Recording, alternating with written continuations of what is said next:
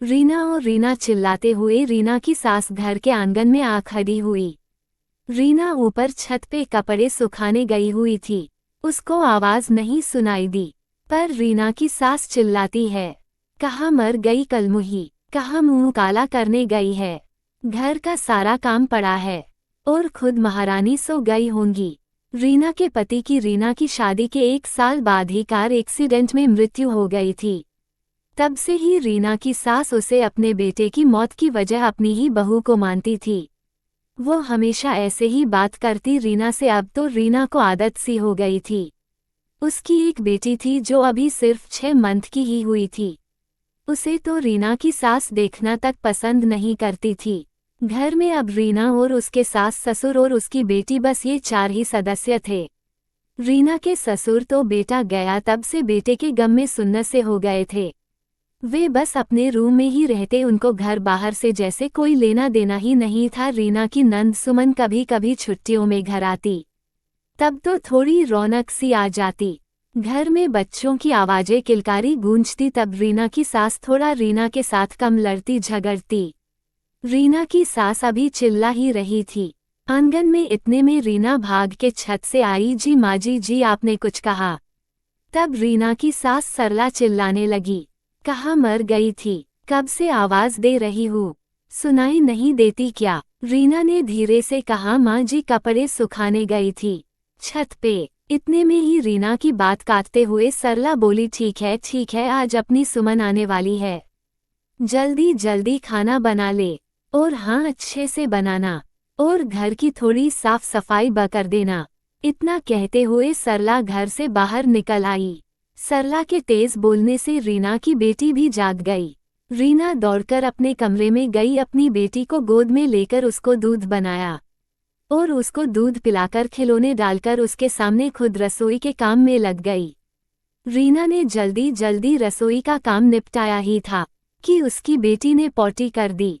फिर उसको सफाई किया और फिर सारे घर की सफाई में लग गई।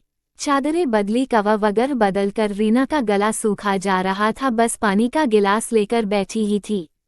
पानी की एक घूंट भरी ही थी कि इतने में ही सरला चिल्लाते हुए बैठी है, महारानी घर का काम कौन करेगा, सारे दिन आराम करती है, क्या पी रही है। रीना के गिलास की ओर नजर दौड़ाई, फिर पानी देखकर चुप रह गई और सारे घर में नजर फैलाकर देखी कि सारा घर भी साफ सुथरा नजर आ रहा है। फिर सलाद के लिए टमाटर प्याज वाली पॉलीथिन रीना के हाथ में देकर बोली, ले ये सलाद में काम आ जाएंगे, धो के रख देना, इन्हें जमाई जी भी आ रहे हैं। रीना ने वो पानी का गिलास वहीं पर रख दिया और चल दी रसोई की तरफ। रीना के जाते ही सरला ने रीना का गिलास उठाया और उसकी स्मेल लेकर देखती है कि मैं जो ठंडा लाई थी वो तो नहीं है। फिर एक उंगली डुबोकर टेस्ट की, नहीं ये तो पानी ही है, मैं तो बेवजह शक कर रही थी। रीना बेचारी अपनी बेटियों को लिए सब्जियों को धोकर रखा ही था कि कितने में ही सुमन रीना की नंद और जमाई जी की एंट्री होती है घर में। सरला तो खुशी के मारे फूली ना समाये और अपनी बेटियों को गले से लगाकर तेज से रोने लगती है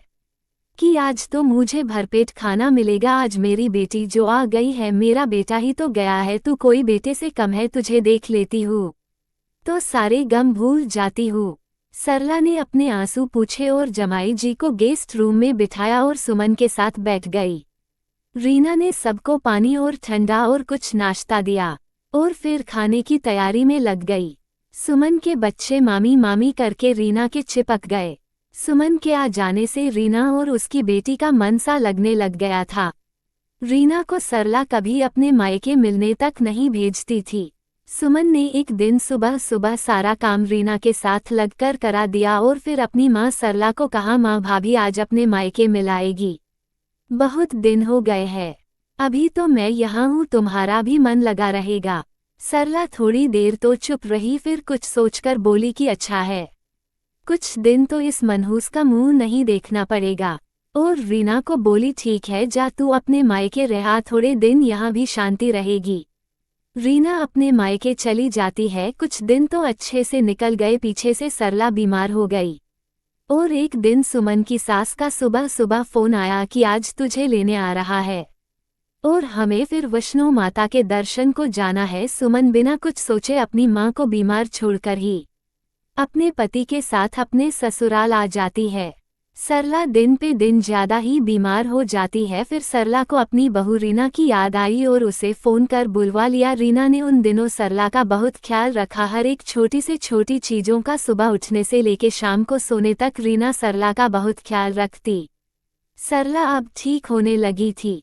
तब सरला एक दिन बोली, बहू मेरे बेटे के जाने के बाद मैंने तुझसे कभी सीधे मुंह बात नहीं की, हमेशा ही बुरा भला कहा। तूने कभी उल्टा जवाब नहीं दिया, ना ही अपनी पोती को कभी गोद में लिया।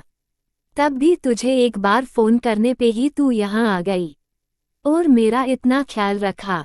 और मेरी बेटी होकर जो यहाँ थी तब भी मुझे बीमार छोड़कर चली गई। आज से तू ही मेरा बेटा है और मैंने तेरे साथ इतना सब किया, उसके लिए मुझे मार कर दे। और फिर सरला ने अपनी पोती को अपनी गोद में लिया और उसे प्यार से दुलारने लगी। फिर सरला और रीना दोनों सास बहू माँ बेटी की तरह रहने लगे। सरला अपनी बहू और पोती का बहुत ख्याल रखती। ये कहानी एक सच्ची घटना पर आधारित है। अगर इसमें आपको कोई गलत बात लगी हो तो प्लीज़ कमेंट्स कर जरूर बताएं हमें। गांव में आज भी बहुत सी महिलाओं के साथ ऐसा ही होता है। हाँ, अधिकतर सुधार तो आया है, लेकिन कुछ हद तक। दोस्तों, आपको मेरी कहानी कैसी लगी? अच्छी लगी हो तो प्लीज़ प्लीज़ प्लीज़ इसे लाइक जरूर करें ताकि मैं आपको ऐसी ऐसी कहानी और सुनती रहूं। Thank you for watching.